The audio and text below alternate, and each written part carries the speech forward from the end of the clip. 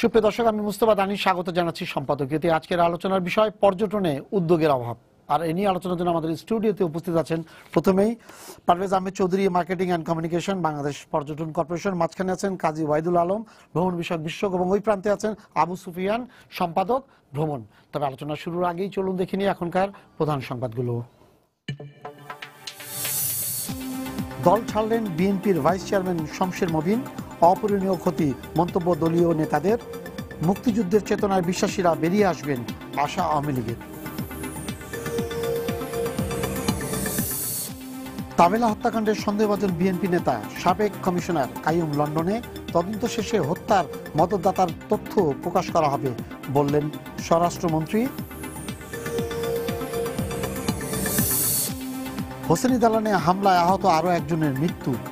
হামলার আশঙ্কা থাকার পরও সম্পূর্ণ অরক্ষিত ছিল ভবনের একটি অংশ। অভিযোগ স্বীকার দায়িত্বরত পুলিশের। ঘরোয়া হোটেলের কিশোর কর্মচারীকে মালিক নিজেই গুলি করে হত্যা করেছে। প্রত্যক্ষদর্শী জবানবন্দি, সিসিটিভির ফুটেজ দেখে সম্পৃক্ততা নিশ্চিত করল পুলিশ। এবং সুরহানি পশু নদীতে ডুবে যাওয়া কয়লা বোঝাই কার্গো জাহাজ উদ্ধারে অভিযান। বিআইডব্লিউটি এর রিপোর্টের অপেক্ষায় মালিক পক্ষ। তবে আলোচনা শুরুর আগে আমরা একটু দেখে নিই যে বাংলাদেশটা আসলে কত সুন্দর প্রাকৃতিকভাবে, হ্যাঁ, কিন্তু তারপরও আমরা এটাকে সামনে এগিয়ে নিতে পারছি না।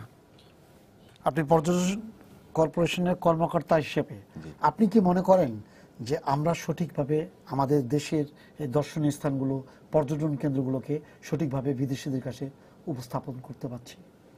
আমি মনে করি যে বাংলাদেশ ট্যুরিজমের যে পথযাত্রা শুরু হয়েছিল সেটা ৭২ সালের পরে থেকেই একটি নতুন দেশ হিসেবে আত্মপ্রকাশ করার পরে বঙ্গবন্ধুর নির্দেশনা অনুযায়ী বাংলাদেশ পর্যটন কর্পোরেশন গঠিত হয়। এবং তারপরে এখানে যে ইনফ্রাস্ট্রাকচারগুলো তৈরি করা হয়েছে, যে আবাসনের জন্য, এটা মূলত পর্যটন কর্পোরেশনের নিজস্ব ফান্ডের মাধ্যমে তৈরি করা হয়েছে বিভিন্ন স্থানে। এবং সরকারের তরফ থেকে তখন বিভিন্ন সহযোগিতা যেটি দেওয়া হয়েছে, যেমন জমি কিছু দেওয়া হয়েছিল বিভিন্ন স্পটে, যাতে ট্যুরিস্ট অ্যাকোমোডেশন অ্যান্ড এই রেস্টুরেন্ট বা অন্যান্য সুবিধাদি তৈরি করার জন্য বাংলাদেশ পর্যটন কর্পোরেশন শুরু থেকেই সেই চেষ্টাটা করেছে। অন্তত পায়োনিয়ারের যে রোলটা সেটি তারা তৈরি করেছে বিভিন্ন জায়গায়। ট্যুরিজম ট্রেনিং ইনস্টিটিউট বাংলাদেশের সৃষ্টি হয়েছে বাংলাদেশ পর্যটন কর্পোরেশনের মাধ্যমে। আজকে আপনারা যেখানে যেসব হোটেলে কর্মরত, বিভিন্ন বিভাগে যারা কর্মরত রয়েছেন, তাদের ম্যাক্সিমামই আমাদের ট্যুরিজম ট্রেনিং ইনস্টিটিউট থেকে প্রশিক্ষণপ্রাপ্ত। সুতরাং এই দক্ষ মানব সম্পদ ট্যুরিজমের ক্ষেত্রে তৈরি করা, প্রাথমিক অবস্থায় অবকাঠামোগুলো তৈরি করা, এগুলো পর্যটন কর্পোরেশন করেছে। এবং সরকারের পক্ষ থেকে সবসময় যে ট্যুরিজম কেন্দ্রিক বা প্রো ট্যুরিজম মনোবৃত্তি সবসময় থাকে না, এটার উপর ডিপেন্ড করে সরকারের নীতিমালার উপরে। তো এক এক সরকার এক এক রকমভাবে ট্যুরিজমকে প্রায়োরিটি দেয়, আবার কখনো দেয় না। তো আমাদের বর্তমান সরকার এর আগের সময়েও আমরা দেখেছি যে ট্যুরিজমকে প্রায়োরিটি দিয়ে অনেকগুলো প্রজেক্ট যেগুলো আমরা করেছি সেগুলো এগিয়ে নিয়ে গেছে। এখন ট্যুরিজম বোর্ড এসছে। ট্যুরিজম বোর্ড বর্তমানে যে কাজটি করছে, যেটা ফরেন মার্কেটিংয়ের কাজটা করছে, আপনি যেটি আমাদের সাথে আমরা আলোচনায় আমরা দেখেছি যে প্রচারের অভাবের কথা বলছে, উদ্যোগের অভাব। উদ্যোগ কিন্তু খুব তাড়াতাড়ি গভর্নমেন্ট সেক্টর পথ দেখিয়ে দেয়, তারপরে প্রাইভেট সেক্টর কিন্তু সেই পথেই হাঁটে। আপনি যদি দেখেন যে কুয়াকাটায় যখন আমাদের মোটেলটা প্রথম হয়েছে, তখন অন্য কোনো একটি ডিসির বাংলো ছাড়া অন্য কিছু ছিল না। সিলেটে আমরা যখন যে জায়গাটায় মোটেলটা এখন করেছি আপনার এয়ারপোর্টের কাছে, সেখানে অন্য কোনো স্থাপনা সেখানে ছিল না। এই ধরনের অনেকগুলো জায়গা আছে যেখানে আমরা পথ দেখিয়েছি, সেই পথে প্রাইভেট সেক্টর হেঁটেছে। এটা নিয়ম যে গভর্নমেন্ট পথ দেখিয়ে দিবে, তারপর হাঁটবে। আর ট্যুরিজমটা মূলত একটা প্রতিষ্ঠানের বা একটি মন্ত্রণালয়ের কাজ নয়, এটা সমন্বিত একটি উদ্যোগের প্রয়োজন। এক্ষেত্রে ট্যুরিজম বোর্ডের মধ্যে এর সাথে সম্পৃক্ত প্রায় 10টি অর্গানাইজেশনের জয়েন্ট সেক্রেটারি লেভেলের মানে কর্মকর্তা রয়েছেন যারা এটার সদস্য, এবং আমাদের সচিব মহোদয় এটা চেয়ারম্যান, প্লাস প্রাইভেট সেক্টর 5 জন সদস্য রয়েছেন। তো এখানে প্রাইভেট পাবলিক পার্টনারশিপের একটি বিষয় রয়েছে, যার মাধ্যমে যে বর্তমানে যে উদ্যোগগুলো আপনারা দেখছেন, কিছুদিন আগে বুদ্ধিস্ট সার্কিট ট্যুরিজমের আজকে শেষ হলো তাদের ইয়েতে। তো এগুলো কিন্তু it is a beginning of a good sign. আমরা এগিয়ে যাচ্ছি, এটা বলা যাবে না যে আমরা একদমই আগাইনি। এই একটা বৈরী সময়ে এরকম একটা কনফারেন্স সাকসেসফুলি করা, ইট ওয়াজ টাফ। এবং দ্য মেসেজ যেটা তালেব রিফাই মহাসচিব দিয়েছেন, যে গ্লোবাল মেসেজ, যে everyone should understand we are here in Bangladesh, it is safe. এবং এই মেসেজটা উনি দিয়েছেন যে এটি ট্যুরিস্টের জন্য একটা সেফ প্লেস। এবং আমরা যেগুলো দেখছি এগুলো সবগুলোই মানে এগুলার লং স্ট্যান্ডিং একটা সম্ভাবনা রয়েছে, এফেক্ট রয়েছে। ওয়াহিদ ভাই, উনি যে কথাগুলো বললেন, হ্যাঁ, তার সাথে কি আপনি একমত? ধন্যবাদ। আসলে কিছুটা একমত হতে পারি, বিকজ বাংলাদেশ প্রতিষ্ঠা লাভের পরে বাংলাদেশের ট্যুরিজম অবকাঠামো গঠনের ব্যাপারে পর্যটন কর্পোরেশন একটা ডেফিনেটলি ভূমিকা পালন করেছে। বাট পরবর্তী পর্যায়ে যে পর্যটন কর্পোরেশন যে ভূমিকা পালন করা দরকার ছিল ন্যাশনাল ট্যুরিজম অর্গানাইজেশন হিসেবে, এনটিও হিসেবে, সেই ধার থেকে আমার মনে অনেকটা সরে এসছে। তারা they have concentrated more on duty free sale, তারা ব্যবসায়িক দিক দিকে চলে গেছে, কিন্তু প্রমোশনাল দিক থেকে যেটা দেশের ট্যুরিজম সম্ভাবনাকে তুলে ধরা বা এটাকে ব্র্যান্ডিং করা, মার্কেটিং করা, এই জিনিসগুলো কিন্তু গত 30-35 বছর কিছুই হয়নি। বা এটা দায়িত্ব ছিল কিন্তু পর্যটন কর্পোরেশন। তারা যেটা বলছে দক্ষ মানব সম্পদ গঠন করেছে, ইয়েস তারা করেছে, তাদের যে ট্রেনিং ইনস্টিটিউট আছে সেখানে বেশ কিছু তারা উন্নত মানের জনসম্পদ তারা তৈরি করেছে, সেগুলো আছে। বাট আপনি যে জিনিসটা বলেছেন যে আমাদের যে সম্ভাবনা আছে, আমাদের যে পর্যটনের আকর্ষণ সমূহ আছে, সেগুলোকে এক্সপোজ করার জন্য, বিদেশিদের কাছে তুলে ধরার জন্য বা সেটাকে মার্কেটিং করার জন্য, বিকজ যে কোনো প্রোডাক্ট সেলের জন্য দুটো জিনিস ইম্পর্টেন্ট। একটা হলো প্রোডাক্ট আইডেন্টিফাই করা এবং সেটা প্রপার মার্কেটিং করা। আপনার কাছে অনেক, আপনার মাটির নিচে আপনার মণিমাণিক্য, হীরা জহর অনেক কিছু আছে। আজকে আফ্রিকার খরা পীড়িত দেশগুলোর প্রত্যেকে কিন্তু মাটির নিচে প্লাটিনাম থেকে শুরু করে কি হ্যাঁ, কিন্তু মানুষ কিন্তু না খেয়ে আসছে তারা, সারা বিশ্বের দয়ের উপরে তারা বেঁচে আছে। তো আমার এটা আছে, ওটা আছে, সেটা আছে, এটা বলে কিন্তু আমরা পার পাবো না। আমাদেরকে এই যে সম্পদগুলো আছে, এই সম্পদগুলো আমরা কাজে লাগাতে পারছি কিনা, এই সম্ভাবনাগুলো থেকে আমরা এনক্যাশ করতে পারছি কিনা, সেটা যদি না পারি তাহলে এটা বলা, কিন্তু আমরা প্রতিনিয়তই দেখছি যে অপার সম্ভাবনার দেশ পর্যটনের, কিন্তু এই অপার সম্ভাবনা দিয়ে আমরা কি করবো? এটা মাথায় দিব না আমরা খাবো? এইটাকে তো কাজে লাগাতে হবে। সেই কাজে লাগানোর ব্যাপারে আমাদের উদ্যোগের অভাব আছে, এবং এই উদ্যোগের অভাব থাকার কারণেই কিন্তু আমরা আজ এত দূর পিছিয়ে এসেছি। আজকে যে ছবিগুলো দেখলাম আমরা এখানে, আপনাদের ফুটেজ, এগুলো অপূর্ব। এটা পৃথিবীর যে কোনো দেশের শ্রেষ্ঠ আকর্ষণের কাছে কিন্তু এটা তার থেকে আর্টিফিশিয়াল। আমাদেরগুলো তো প্রাকৃতিক। সবচেয়ে বড় আমাদের যে অপার সম্ভাবনার মূল জিনিসটা হচ্ছে প্রাকৃতিক। আমাদের এখানে বর্তমান বিশ্বের পর্যটনের যেসব উপাদান থাকার দরকার, যেসব সেক্টরে পর্যটন গ্রোথ হতে পারে, যেমন অ্যাডভেঞ্চার ট্যুরিজম বলেন, ইকো ট্যুরিজম বলেন, রিলিজিয়াস ট্যুরিজম বলেন, প্রত্যেকটা ট্যুরিজমের উপাদান কিন্তু বাংলাদেশে আছে। বাট আনফরচুনেটলি আমরা এটাকে কাজে লাগাতে হবে। Largest mangrove forest, largest Buddhist monastery, মানে সবকিছু আমাদের পৃথিবীর অনেক বড় বড় জিনিসের আমরা দাবিদার, আমরা কিন্তু আমরা এগুলাকে সঠিকভাবে কাজে লাগাতে আমরা এগুলাকে যে পরিচর্যা করে রাখবো সেই অবস্থাটা এখানে আজ পর্যন্ত পর্যটন শিল্পে যে উন্নতি আমরা আজকে দেখছি, এটার কিন্তু সিংহভাগ দাবিদার দেশের আমাদের প্রাইভেট সেক্টর। হ্যাঁ, আমাদের প্রাইভেট সেক্টরটা কোন রকম সাহায্য সহযোগিতা ছাড়াই তারা কিন্তু এত দূর নিয়ে এসছে আমাদের। আজকে যা কিছু পর্যটক বাংলাদেশে আমরা কিছু দেখতে পাই ছিটেফোঁটা, এটা কিন্তু প্রাইভেট সেক্টরে যারা ট্যুর অপারেটর আছে তাদেরই অবদান। হ্যাঁ, অবশ্যই এখানে সরকারি, আপনি বলতে পারেন যে সরকারি ইনফ্রাস্ট্রাকচারের ব্যাপার আছে বা পলিসি সাপোর্ট আছে, সেগুলো অবশ্যই আছে। বাট আমার মনে হয় যে এই যে ট্যুরিজম বোর্ড গঠন করা হচ্ছে, যে উদ্দেশ্য নিয়ে আমরা ট্যুরিজম বোর্ডের জন্য চেয়েছিলাম, এটা একটা ভালোভাবে অন্যান্য পৃথিবীর অন্যান্য দেশে যেসব ট্যুরিজম বোর্ড আছে যারা ইফেক্টিভলি কাজ করছে, আজকে নেপাল ট্যুরিজম বোর্ড বা সিঙ্গাপুর ট্যুরিজম বোর্ড বা শ্রীলঙ্কা ট্যুরিজম বোর্ড, ওখানে কিন্তু ট্যুরিজম পুরো বোর্ডটাই কিন্তু প্রাইভেট সেক্টরে তারা পরিচালিত হয়ে থাকে। আর আমাদের এখানে ওই আমলা নির্ভর বোর্ড আমরা গঠন করেছি। হ্যাঁ, কাজেই যতই আমরা আমলা নিয়ে কাজ করতে চেষ্টা করি, যেটা পারভেজ বলার চেষ্টা করলো যে 10 জন জয়েন্ট সেক্রেটারি লেভেলের লোক আছে এবং বিভিন্ন মিনিস্ট্রি, তাহলে এইটা হচ্ছে না কেন? কোঅর্ডিনেশন হয় না কেন? রাস্তাঘাট হচ্ছে না কেন? বা ইনফ্রাস্ট্রাকচার ডেভেলপ? এখন তো ট্যুরিজম বোর্ড গত প্রায় 2 বছর 3 বছর ধরে কাজ করছে, 5 বছর কাজ করছে। 5 বছরে তো এই যারা বিভিন্ন মন্ত্রণালয়ের কিন্তু প্রতিনিধিরা জয়েন্ট সেক্রেটারি লেভেলে ট্যুরিজম বোর্ডে কাজ আছেন, তারা বোর্ড মেম্বার হিসেবে। যদি সেটাই যদি হয়ে থাকে তারা থাকাতে সুবিধা হবে, তাহলে আমরা সেই সুবিধাগুলো দেখতে পাচ্ছি না কেন? এখন সুফিয়ান, একটা হলো এই যে বাংলাদেশের লোকজন সামর্থ্য যার যতটুকু থাকে থাইল্যান্ডে চলে যাচ্ছে, নেপালে চলে যাচ্ছে, মালয়েশিয়া চলে যাচ্ছে, হ্যাঁ সব জায়গায় চলে যাচ্ছে, কিন্তু কেউ সিলেট যেতে রাজি না খুব এর জন্য। এর পেছনে আসলে কারণটা কি? যে ওইখানে নেপালে যেমন নেপালে যতটুকু আমি দেখেছি ওদের যে জিনিসগুলো দেখা যাচ্ছে এক পাহাড়ের চূড়া ছাড়া, আর যদি বাকিটুকু দেখানো গ্রিন কোনো জিনিস নাই, একদম কোনো কিছু নাই, খুবই হতাশাজনক।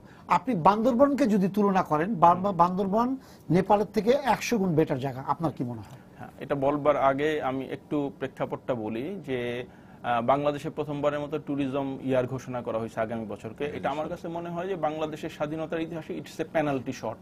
ফুটবল খেলায় অনেক খেলার পরে লাকিলি আমরা একটা পেনাল্টি পাই, একটা পেনাল্টি যদি গোল দেয় সাকসেস। আমার মনে হয় 45 বছরের ইতিহাসে এটা একটা পেনাল্টি। এখন এই পেনাল্টি শটে আমরা গোল করতে পারবো কি পারবো না, দিস ইজ ইম্পর্টেন্ট। এখন পেনাল্টিতে গোল করবার জন্য কুশলী খেলোয়াড় দরকার, কৌশলী শট দরকার, দুইটাই দরকার।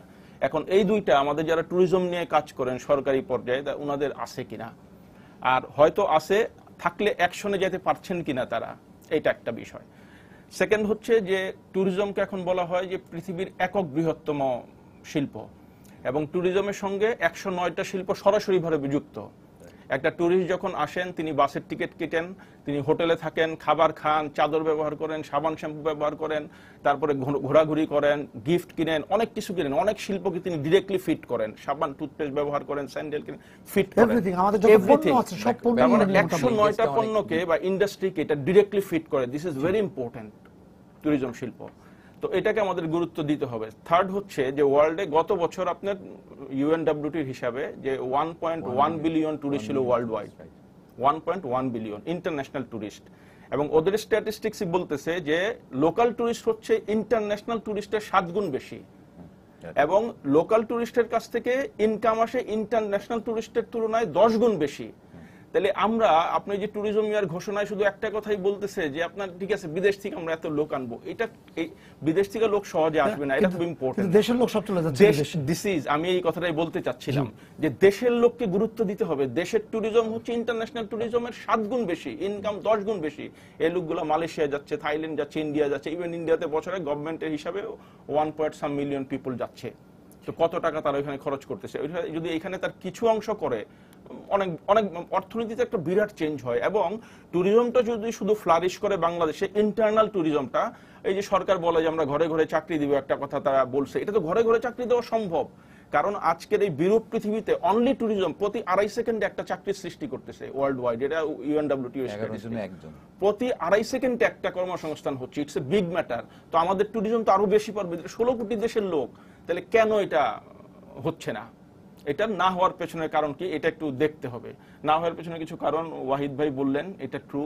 এবং এটার আরেকটা কারণ যেটা আমার কাছে মনে হয় ক্রিয়েটিভিটির অভাব। আমি পৃথিবীর বহুগুলো দেশ ঘুরছি, আমার অনেকগুলো পাবলিকেশন আছে, ইভেন বিদেশি কিছু প্রতিষ্ঠানের সাথে কাজ করছি, ফরাসিদের সঙ্গে আমার কাজ করার সুযোগ হয়েছে। তো আমি তারা দেখছি যে এটা একটা ক্রিয়েটিভ মিডিয়া। এবং আমি যখন প্রথম ফ্রান্স থেকে ফিরে আসি, আমি প্যারিসের উপর একটা বই লিখি। দ্বিতীয়বার আমি যখন ফ্রেঞ্চ এম্বাসিতে যাই, ওরা আমাকে, আমি অল্প কয়েকদিনের ভিসা চাই, তো ওরা বলে যে না, তোমাকে এই ভিসা দেওয়া হবে না, তুমি 6 মাসের ভিসা না, তুমি আবার যাও, আবার বই লেখো, আবার ফিরো। এইভাবে আমি আরো 6 বার ওরা প্যারিসে যাই। এই যে এনকারেজ করা দেশটাকে প্যারিসকে তুমি যে ইনভেস্টটা করা, কারণ এই জিনিসগুলো আপনি একটা বিদেশি তো এমনি আসবে না। আপনি বিদেশিকে যদি বলেন আমার দেশ অনেক সুন্দর, আসো, আসবে না, এটা আসবে না। এটার জন্য কিছু ট্যাকটিক্যাল প্রচারণা দরকার। স্টোরি দরকার, গল্প দরকার। আমাদের অনেক গল্প আছে। আমি একটা উদাহরণ দিই। সার্কোজি যখন আপনার ভারত সফর করলো তার ক্ষমতা যাওয়ার আগে, ইন্ডিয়ান অ্যাম্বাসেডর কোনোভাবে জানেন যে কার্লা ব্রুনির সঙ্গে তার সম্পর্কের একটা সন্তান নিয়ে একটা সমস্যা আছে, তাদের বাচ্চা হচ্ছিল না। উনি সার্কোজির মাথায় দিয়ে দিলেন যে দিল্লিতে সেলিম চিশতির মাজার আছে, আপনি যদি ওইখানে যে প্রার্থনা করেন, সম্রাট আকবরের যখন বাচ্চা হচ্ছিল না উনি ওইখানে গেছিলেন, তখন সম্রাট জাহাঙ্গীরের জন্ম হয়েছে ওনার প্রার্থনায়, আপনি যদি ওইখানে যে এটা করেন তাহলে আপনার এটা একটা, উনি এটা তার মাথায় ঢুকাই দিছে। সার্কোজি দিল্লি সফরের দ্বিতীয় দিনে সেলিম চিশতির মাজারে গেছেন কার্লা ব্রুনিকে নিয়ে, এবং এটা ইন্ডিয়ান পত্রপত্রিকা এবং ফরাসি পত্রিকায় লামন্ডেতে, TV5-এ ব্যাপক প্রচারণা পাইছে। এখন দিল্লির হাইয়েস্ট টুরিস্ট হচ্ছে ফরেনার ফ্রেঞ্চরা। সার্কোজি গেছে সেলিম চিশতি, এবং সেলিম চিশতির এখানে ব্যাপক সন্তানহীন দম্পতি আসছে। That is tactics. ইন্ডিয়া একটি ধর্মনিরপেক্ষ দেশ এবং তারা সর্বোচ্চ মার্কেটিং করতে চাই খাজা মঈনুদ্দিন চিশতিকে। That is spiritual tourism or religious, যাই বলেন। আমাদের দেশে কোনো অভাব নাই। আপনি যদি শাহ আমানতের স্টোরি চিন্তা করেন, শাহজালাল চিন্তা করেন, এই যে মামলা মোকদ্দমার জন্য সব লোক যায় শাহজালালের ওখানে, ইটস এ বিগ ট্যুরিজম। তো এই ক্যাম্পেইনগুলো করতে হবে। ইন্টারনাল ট্যুরিজম যদি ডেভেলপ করতে চান আপনি, এখন ইন্টারনাল ট্যুরিজমের নিয়ে কোনো ভাবনাই করবেন না, শুধু বলবেন বিদেশ থেকে লোক আসবে। লোক তো আসবে না, বিদেশের প্রচারণাটার ট্যাকটিস ভিন্ন। সেটা আমি একটু খানিকটা বললাম যে লাইক সার্কোজির একটা উদাহরণ দিলাম, আরো এরকম উদাহরণ আছে। তো আমার কাছে মনে হয় অল টুগেদার সবার আগে ইন্টারনাল ট্যুরিজম করতেই হবে। এইটা তালেব রিফাইও গতকালকে বলছেন, আজকে বলছে যে ইন্টারনাল ট্যুরিজম করতে হবে। এইটা ইন্টারন্যাশনাল ট্যুরিজমের ভিত্তিটা তৈরি করে দিবে।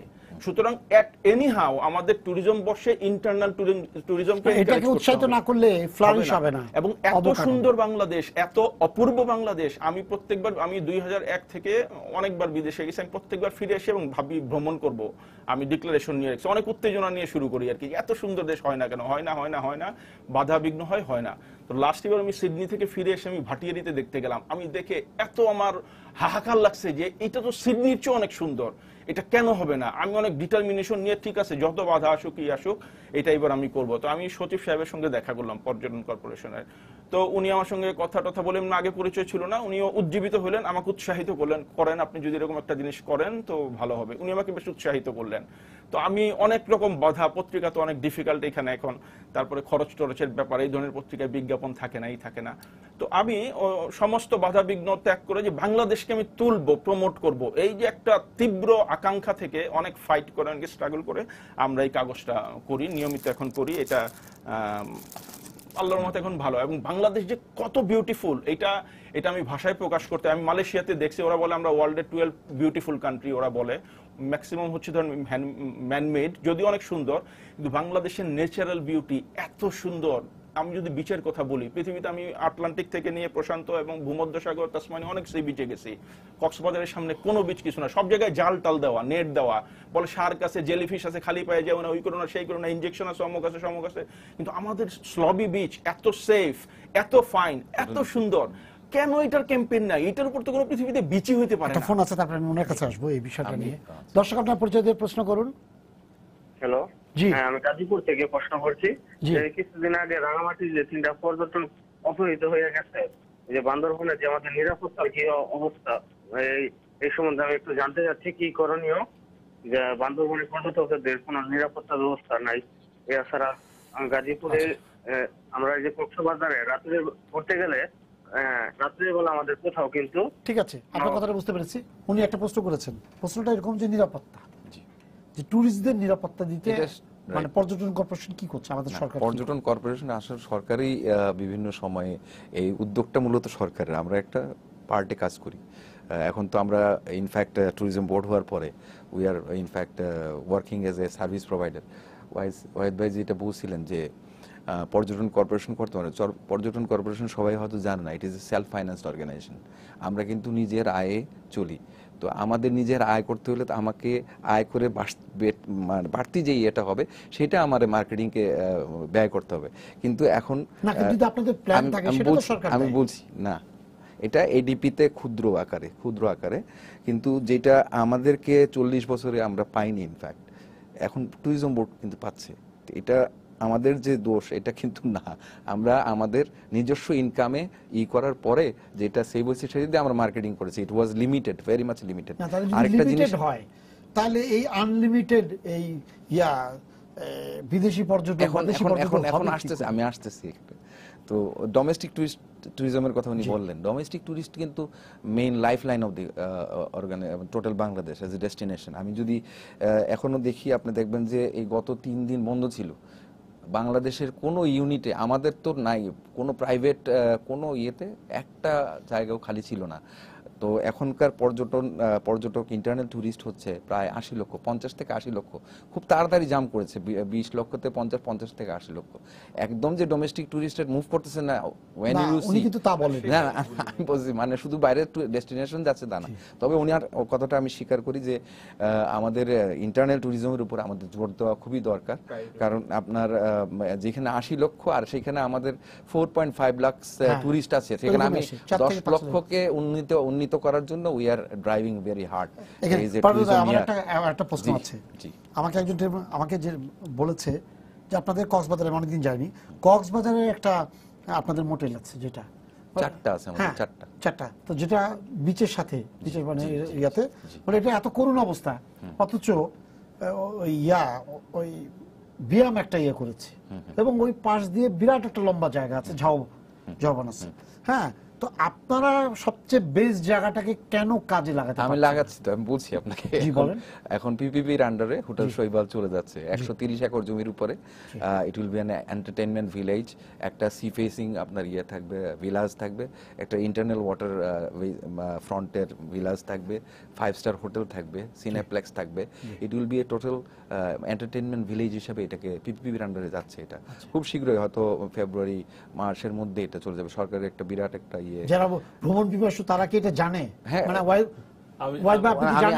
আমি জানাচ্ছি, এই তো আমি আপনাদের মাধ্যমে মানুষের এই জিনিসটা যদি না হতো তাহলে কেমন করে? মনে করেন আপনারা এত বড় একটা প্রজেক্ট নিয়ে আছেন, 800 কোটি টাকার একটা প্রজেক্ট নিয়ে আছেন, যারা এই ভ্রমণ নিয়ে কথা বলে, যারা চিন্তা করে, তাদের ধ্যান ধারণার মধ্যে এই কথা না। আমাদের যদি আপনি ইনভাইট করেন তাহলে আমাদের বলার স্কোপ থাকে। এই জন্য আমি এখন বলতে পারছি, because I have the scope to tell about it. তো এই যে 800 কোটি টাকার প্রজেক্টটা হচ্ছে উপলের, এটাও আপনার পিপিপির আন্ডারে চলে যাবে এবং প্রবাল সেটা tourism training institute application hotel হবে। So these are the developments present government is doing. Cox's Bazar এবং সাবরাঙ্গে প্রায় 1100 একর জমি নিয়ে আপনার এক্সক্লুসিভ ট্যুরিস্ট জোন হচ্ছে। তারপরে আপনার মেরিন ড্রাইভ 2 লেনের 4 লেনের হয়ে যাবে এটা। তারপরে আপনার কক্সবাজার এয়ারপোর্ট ইজ আপকামিং, এটা আপনার ইন্টারন্যাশনাল ইয়ে হয়ে যাবে, এয়ারপোর্ট হয়ে যাচ্ছে। তারপরে 2000 থেকে লাইন এটা আপনার কক্সবাজার গুন্দুম হয়ে এটা ট্রান্স এশিয়ান ইয়েতে Myanmar. So this are the all good things. এই প্রেজেন্ট গভর্নমেন্ট কিন্তু অনেক কিছু এটার উপরে জোর দিয়েছে এবং আপনি দেখেছেন কিছুদিন আগে। এবং সার্ফিং আপনি দেখেন, আমরা বললাম যে কিছু কিছু নতুন প্রোডাক্ট আমরা নিয়ে এসেছি, যেমন অ্যাডভেঞ্চার ট্যুরিজমের মধ্যে আমরা এগুলা এবার আমরা WTM এগুলো আমরা করবো, কমিউনিটি বেসড ট্যুরিজম।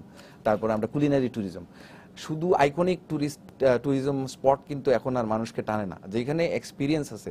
তারপরে আপনার বেস্ট যে কুইন, আমরা বলতেছি কুইন অ্যাক্টিভিটিস অ্যান্ড ডেস্টিনেশনস, এগুলোকে আমরা খুব এখন প্রমোট করার চেষ্টা করতেছি। এবং কমিউনিটি বেসড ট্যুরিজম যেটা, এটা আপনি খুব বেশি আপনার জনপ্রিয়। আপনার ইউরোপ থেকে এশিয়া, এতে আপনার ট্যুরিস্ট বেশি, আপনার মানে ডিপার্চার ট্যুরিস্ট বেশি।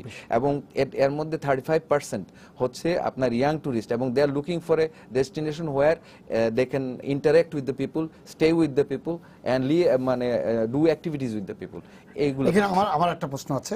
সিলেটে আপনি বললেন যে কক্সবাজার যেতে তো কেউ চিটাং থেকে যদি যায় তার 6-7 ঘন্টা লেগে যায়, করুণ অবস্থা, তার ব্যাক পেইন ছাড়া আর কোনো কিছু সে পাবে না। আচ্ছা, তার মানে সে যদি 2 দিনের জন্য যায়, 2 দিনে কিন্তু শুয়ে থাকবে। But even then people tourists are going there. মানে হ্যাঁ, যাচ্ছে, কিন্তু মুশকিলটা কোন জায়গা বলেন? যখন আপনি যাচ্ছে একটা পর্যায়ে সে কিন্তু এটাকে আর নিবে না।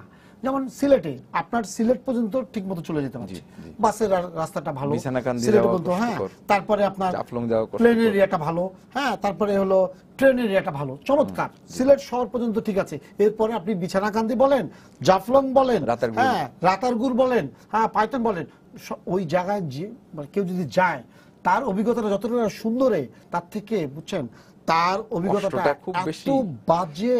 আমি ফেসবুকে এরকম দেখেছি, কিন্তু আফটার অল দিস হ্যাসেলস যাওয়ার পরে এক সাংবাদিকই তার ওই ফেসবুকে এটা দিয়েছে, সে সম্ভবত ওই 24 news.com ওইটাতে আছে, সে যে ছবিগুলো দিচ্ছে এবং প্রাণবন্ত ছবি, সে বলছে যে না। After completing the hassle of journey, এটা গিয়ে যাওয়ার পরে সে যে সুন্দর জিনিসটা দেখেছে তারপর ওইটা তার আর মনে কিন্তু থাকে না। আপনারা তো- কিন্তু আমি মনে করি এটা অবশ্যই এগুলাকে কিন্তু তাড়াতাড়ি করা আপনারা তো উচিত। যেটা যেমন প্রকৃতি আমাদেরকে, গড আমাদেরকে যেটা দিয়েছে, জি। যেটুক দিয়েছে আমরা ওইটা দেখাতে, ওইটাই মানুষ দেখতে যাচ্ছে। জি, জি। শুধুমাত্র যদি আপনারা এইটুক জায়গাতে রাস্তাটা বানিয়ে দেন অথবা একটা ভালো টুরিস্ট একটা মোটেল বানান ওই জায়গাগুলোতে, সিলেটের কোনো জায়গাতে এই জিনিসগুলো নাই।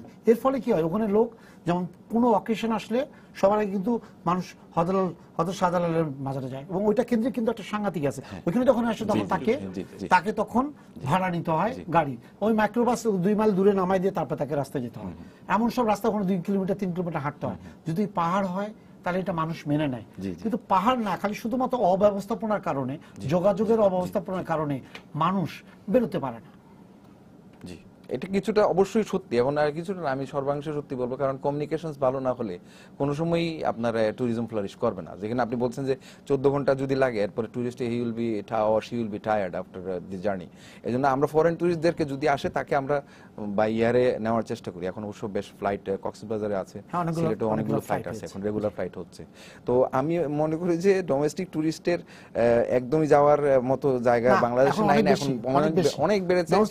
গত ঈদে আপনি হয়তো জানেন যে 1000 কোটি টাকার ব্যবসা করেছে হসপিটালিটি ইন্ডাস্ট্রি এই ঈদের সময়, এবং গত 3 বছরের যে লসটা এই কক্সবাজার পুষিয়ে নিয়েছে এই 3 দিন বাস্তবতা। আমি বলি আপনাকে, ফ্যাক্টস ইজ দেয়ার। হ্যাঁ, বলেন আপনি যে উনি যেটা বললেন যে আমরা ইনফ্রাস্ট্রাকচার, ওই যে উনি আপনি প্রথম শুনলেন আজকে, হ্যাঁ আপনি এটা নিয়ে গবেষণা করেন। হ্যাঁ, আমরা তো এই গবেষণা করার সুযোগ পাই না। হ্যাঁ, কিন্তু এই জিনিসটা কেন ঢাকঢোল পিটায় করা হলো? আসলে আমাদের এখানেই আমাদের দুর্বলতা। হ্যাঁ, একটা জিনিস কি, প্রচারেই প্রসার আমরা সবসময় শুনি, কিন্তু এই প্রচার যে কাজটুকু তারা করছে সেগুলো যদি প্রপারলি প্রচার করা যায় তাহলে কিন্তু মানুষ জানতে পারে, সেটা নিয়ে কথা বলতে পারে, ডিবেট হতে পারে। হ্যাঁ, সেইগুলো কিন্তু আমরা জানতে পারি না। এখন আজকে আপনি ডেকেছেন বলে উনি বললেন। হ্যাঁ, তো এই জিনিসগুলো আরো প্রচার প্রসার দরকার। আর এইগুলো করতে গেলে কিন্তু একটা total marketing, professional marketing team দরকার। হ্যাঁ, ওনারা সরকারি পর্যায়ের কর্মকর্তা কর্মচারী যারা আছেন তারা আজকে এখানে আছেন, কালকে দেখা যাবে যে জিনিসটা আমি সবসময় বলে আসছে যে 40 বছরে পর্যটন কর্পোরেশনের 38 জন চেয়ারম্যান হয়েছেন। হ্যাঁ, একজন চেয়ারম্যানের অ্যাভারেজ বয়স কিন্তু 1 বছরের বেশি না। এটাকে আমরা সবসময় বলি একটা ডাম্পিং গ্রাউন্ড। যখন সরকার কোন মানে কাউকে কোনো অফিসারকে আর কোথাও জায়গা দিতে পারে না, তাকে নিয়ে পর্যটনের চেয়ারম্যান বানানো হয়। সো এইটা হলো পর্যটনের স্ট্যাটাস। আমরা অতীতে যা দেখেছি গত 40-45 বছরে, এটা কিন্তু শুভকর না আমাদের কাছে। হ্যাঁ, যার জন্য তাদের ঐকান্তিক চেষ্টা থাকলেও একজন চেয়ারম্যান সাহেব এসে তাকে তো কাজ করার সুযোগ দিতে হবে। উনি 2 বছর 3 বছর 4 বছর যদি না থাকেন, কিভাবে উনি কন্টিনিউ করবেন কাজে? তো এই সুযোগটা কিন্তু কোনো চেয়ারম্যানদের দেওয়া হয়নি, বেশিরভাগ চেয়ারম্যানরা পায়নি। হ্যাঁ, ম্যাক্সিমাম যে চেয়ারম্যান ছিল সে 3 বছর 3.5 বছর ছিল, আর মিনিমাম 6 মাসের মাথায় চেয়ারম্যান বদলে গেছে। সো কাজেই এখানে কিন্তু আমরা এর থেকে বেশি ভালো কিছু আশা করা আমাদের ঠিক হবে না। তো আমি যেটা মনে করি, পর্যটন শিল্পের উন্নয়নের জন্য সব থেকে বড় যে জিনিসটা দরকার সেটা হলো সরকারের পলিটিক্যাল উইলিংনেসটা। এইটা ছাড়া কিন্তু পর্যটন শিল্পের উন্নতি হবে না। হ্যাঁ, পলিটিক্যাল কমিটমেন্ট যদি থাকে পর্যটন শিল্পকে উন্নতি, আমরা স্বাধীনতা প্রত্যেকটা সরকার আমরা দেখেছি পর্যটন শিল্পকে থ্রাস্ট সেক্টর হিসেবে আখ্যায়িত করেছে, but there was no thrust. আমরা বলছি thrust sector, but no thrust. এবং এখানে কোন রকম থ্রাস্টের মানে এটা মানি জেনারেটিং হিসেবে কোনো সময় সামনে আনা হচ্ছে না। এটাকে যখনই গুরুত্ব ব্যাপারে বলা হচ্ছে তখনই বলা হচ্ছে যে না, আমাদের সরকারের অন্যান্য আরো অনেক প্রায়োরিটি আছে। হ্যাঁ, এবং এমনও হয়েছে যে দেখবেন আপনার এখন এই পর্যায়ে এসে হচ্ছে, বাট এর আগে পর্যন্ত পর্যটন বিশেষ মন্ত্রণালয়ের ফুল মন্ত্রী কখনো ছিল না। বেশিরভাগ সময় এটা ওই ডেপুটি মিনিস্টার বা প্রতিমন্ত্রী পর্যায়ের লোক দিয়ে আমাদেরকে মন্ত্রণালয় চালানো হয়েছে। কাজে এইটা যে সরকারের কাছ থেকে যে খুব একটা গুরুত্ব পেয়েছে বলে আমার মনে হয় না। বাট বিগত এই 2 টার্মের সরকার, বর্তমান সরকার এটাকে গুরুত্ব দিচ্ছে সত্যিকার অর্থে, এবং আমরা মনে করি যে এই সরকারের এই ধারাটা যদি অব্যাহত থাকে তাহলে আমার মনে হয় কিছুটা উন্নতি হতে পারে, এবং এ ব্যাপারে আমরা আশাবাদী হতে চাই আমরা। বাট কথা হচ্ছে কি, যে প্রফেশনালদের কাজ কিন্তু প্রফেশনাল দিক দিয়েই করতে হবে।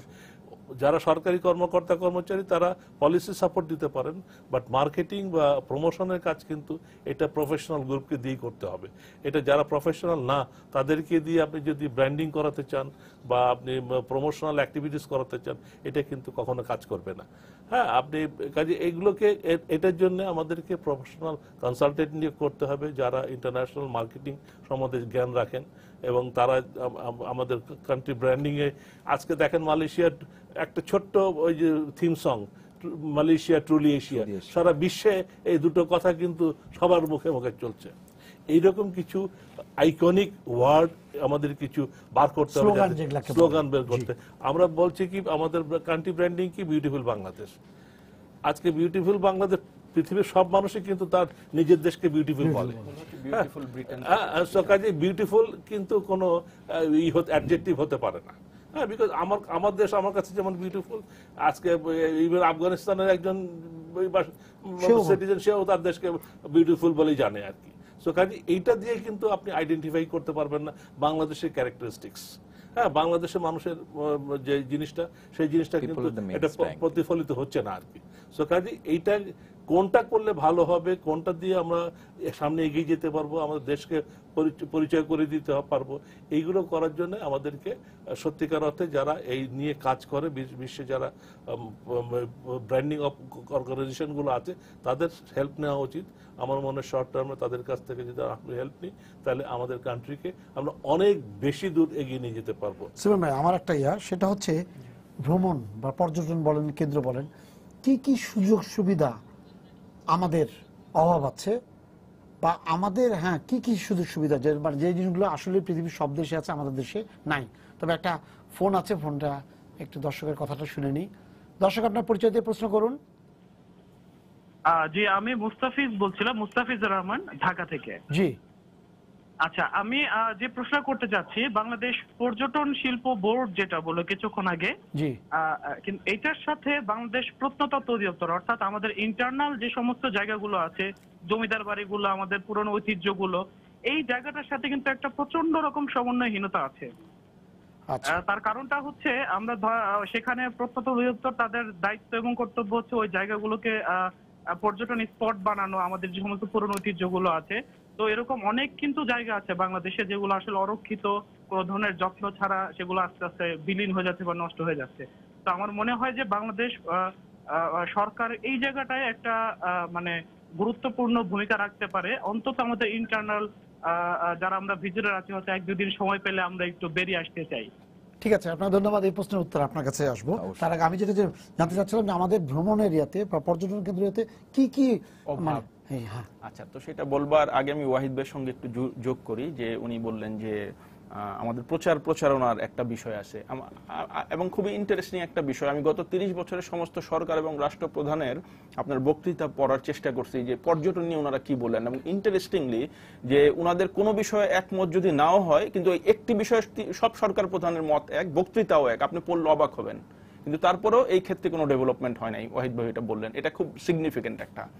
আর 89 সালে আপনার একটা মাস্টার প্ল্যান আমাদের দেশে কিন্তু হয়েছে, সেটা ডিএফআইডির ফাইন্যান্সে UNWTOর তত্ত্বাবধানে, যে ওরা তখনই কিন্তু আইডেন্টিফাই করছে যে বাংলাদেশের কোন কোন জায়গা টুরিস্টদের জন্য এবং এটা কি কি করণীয়। আপনি বুঝে 89 সালে এটা UNWTO তখন করছে, সেটা বোধহয় আর কেউ দেখে না, এটা ওইভাবেই চাপা পড়ে আছে। এবং ওরা কিছু পলিসি টলিসি আমাদের এখানে দিছে, সেগুলো এখনকার আমি অনেকের সঙ্গে কথা বলার চেষ্টা করছি, কেউ বলতে ওই জিনিসগুলো নড়াচড়া করে না, নড়াচড়া করে না। তো ওইটা হইলে এই প্রবলেমগুলো যে বললেন যে কি কি অভাব আছে, এই অভাবগুলো থাকার কোনো স্কোপ ছিল না ওই মাস্টার প্ল্যানটা ফলো করলে।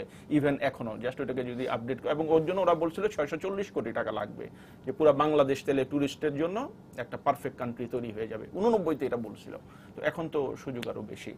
আর প্রচারণার আরেকটা ইম্পর্টেন্ট দিক হচ্ছে এটা লোকাল ট্যুরিজমের ক্ষেত্রে, ইন্টারন্যাশনাল ট্যুরিজমের ক্ষেত্রে। আমি আবার বলবো যে ট্যাকটিস অ্যান্ড প্র্যাকটিস, যেটা ওয়াহিদ ভাই বললেন যে মালয়েশিয়া যেটা করছে।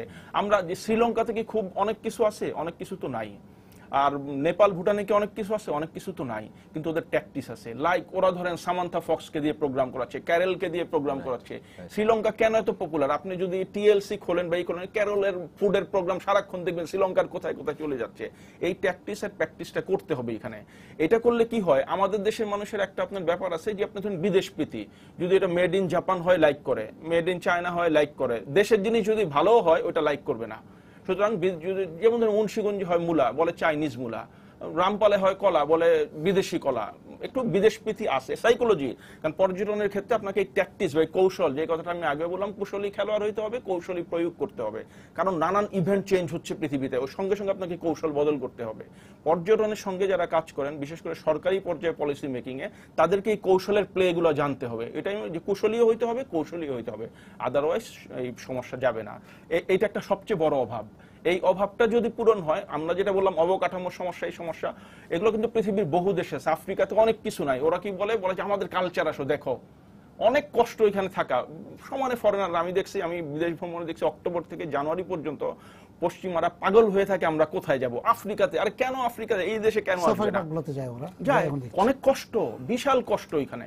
তো সেই তুলনায় আমাদের অনেক কিছু আছে, কিন্তু আমাদের মূল অভাব যেটা, প্রপার ক্যাম্পেইন, প্রপার প্রচার না, ইভেন দেশে বা বিদেশে। কারণ দেশেরটা হলে বিদেশেরটা অটোমেটিক্যালি হবে। কারণ বিদেশে আমি বাঙালিদের সঙ্গে মিশছি, তখন আমি ওদেরকে জিজ্ঞেস করি যে তোমরা কি তোমাদের বন্ধুদের বলো যে আসো বাংলাদেশে যাই? না, আমি এগুলা কি বলবো, বইলে কি বেজ্জত হবো নাকি? আমি কেন এই কথা বলো? বলে যে নানান রকম প্রবলেম বলে। তার মানে আপনি ওই লোকগুলোকে ফিট করতে হবে। আপনি ডিরেক্ট বিদেশিকে যদি বলেন আমার দেশে আসবে না, আপনার এই যে বাঙালি লোকগুলো থাকে এদের মধ্যে প্রচারণাটা করতে হবে। আমি যখন ট্রাভেল ম্যাগাজিন পাঠাই, ওরা আমাকে বলে, ফোন করে, ইমেল করে, বলে যে এত সুন্দর। আমি বলি হ্যাঁ সুন্দর। আমি বলি এটা তুমি লোককে বলো, ওরা বললে ও বিলিভ করবে ওর কথা। তাহলে আপনাকে এই জনগোষ্ঠীকে কাজে লাগাইতে হবে, আমাদের এম্বাসিগুলোকে কাজে লাগাইতে হবে। এবং যদি আপনি ফরেন টুরিস্ট চান, আর লোকাল টুরিস্টের ক্ষেত্রেও লোকাল প্রচারণা এবং এই বিদেশি প্রচারণা দুইটাই কাজে লাগবে। আপনি যখন ঢাকায় বসে দেখবেন টিএলসিতে, আরে লালবাগ দেখাচ্ছে, লালবাগ তো যাইতে হবে আমার, যেটা অনেক দারুণ ভাবে এফেক্ট করে। আমার দীর্ঘ 16 বছর আমি খুব মানে গভীরভাবে পর্যবেক্ষণ করতেছি পর্যটনকে। তো আমার এই এক্সপিরিয়েন্স গুলো মানুষের সাইকোলজিক্যাল সমস্যা, আর কিচ্ছু না। আপনি এটাকে একটু ক্লিক করে দিলে এটা হিট করে যাবে। শেষ পর্যায়ে, একদম শেষ ইয়েতে আছি। উনি যে প্রশ্নটা করেছিলেন, প্রত্নতত্ত্ব বিভাগ এবং পর্যটনের মধ্যে আদৌ সমন্বয় আছে কিনা? না, আর সমন্বয় আছে, কিন্তু যেটা মানে কার্যকরভাবে দৃশ্যমান হয়তো হয়নি, কিন্তু সমন্বয় আছে। কারণ আমাদের আর্কিওলজি ডিপার্টমেন্টের সাথে আমাদের বেশ কিছু প্রজেক্টও আছে এশিয়ান ডেভেলপমেন্ট ব্যাংকের অধীনে। সেটা ওই আপনার অ্যাওয়ারনেস ডেভেলপমেন্ট করা, কান্তাজি টেম্পল প্লাস পাহাড়পুরের ওই সাইডে বিভিন্ন জায়গায় আমরা কিন্তু ওদের সাথে কাজ করেছি। তো পর্যটন পাহাড়পুরের কথা বলেন, পাহাড়পুরে কিন্তু কোনো রেস্ট হাউস নাই, কোনো মোটেল নাই, কোনো এখন আপনি দেখেন, আমি বলতেছি এখন আপনার দেখেন, হ্যাঁ টয়লেট নাই। এবং আমি কয়েকদিন আগে ফেসবুকে দেখছিলাম, মানে এটা ভয়াবহ। কান্তাজি টেম্পল এখন আমাদের 2 রুমের একটা কিন্তু আছে এবং ওয়াশরুম আছে, গেস্ট হাউস আছে। ওটা দেখতেই এত সুন্দর, মানুষ ওখানে দেখে ওই না, এখন আছে, আমরা দেখে আমরা কিন্তু করছি, আমরা কিন্তু পর্যটন কর্পোরেশন কিন্তু করছে 2 রুমের একটা গেস্ট হাউস আছে, আপনার টয়লেট শাওয়ার সবকিছু আছে, এটা আছে। তারপরে আমি যে বললাম যে হোমস্টের এগুলো এখন কিন্তু শুরু হয়েছে, যেমন পাহাড়পুরে হোমস্টের শুরু হয়েছে। তারপরে আপনার টাঙ্গাইলে, পাতরাইলে, শ্রীমঙ্গলে, বিরিশিরিতে এগুলাতে কিন্তু হচ্ছে। এবং ওই যে আপনার রাজেন্দ্রপুরে এই যে বেস ক্যাম্পিং নামে, এবং আপনার অনেক জায়গায় সাইক্লিং টাইক্লিং, এগুলো অ্যাডভেঞ্চার ট্যুরিজম প্লাস এবং কুলিনারি ট্যুরিজমের কথা উনি যেটা বললেন, ফক্স ট্রাভেলার এবং এই যে আইকনিক যারা মানে সেলিব্রিটি শেফ আছে, তাদেরকে যদি আমাদের প্রপোজাল ছিল এটা, আমরা বেশ কিছু ইভেন্ট প্রপোজ করেছি এই 2016 সালের জন্য। এর মধ্যে একটা বলেছি যে এরকম আইকনিক সেলিব্রিটি শেফদেরকে এনে বাংলাদেশের শেফের সাথে সে প্রত্যেকটা টুরিস্ট, আমাদের ডিস্ট্রিক্ট 64 ডিস্ট্রিক্ট কভার করলে সে ডেস্টিনেশনও করবে। সাথে সাথে আমাদের ফুডে কিন্তু যথেষ্টই রেসিপি ডিফারেন্ট, প্রত্যেকটা জায়গায় রেসিপি ডিফারেন্ট। এখন ওই রকম একটা লোককে এনে যদি আমরা ওই এলাকা এবং ফুডকে উঠাইতে পারি বা প্রমোট করতে পারি, hour destination could be an attractive one as well. ওই প্ল্যানটা কি আছে? ওটা কি টাকার অঙ্ক দেখে প্ল্যানটা বাদ হয়ে গেছে? না, এটা এখনো আছে, তবে it is expensive for the country, কারণ they মানে always demand high price. এগুলা সব celebrity, David Rocco is a celebrity, মোয়াবি ওমিয়ার শি ইজ এ সেলিব্রিটি। তারপর Ramsay, he is a Bangladeshi, is a British but born in Bangladesh, David রামসে।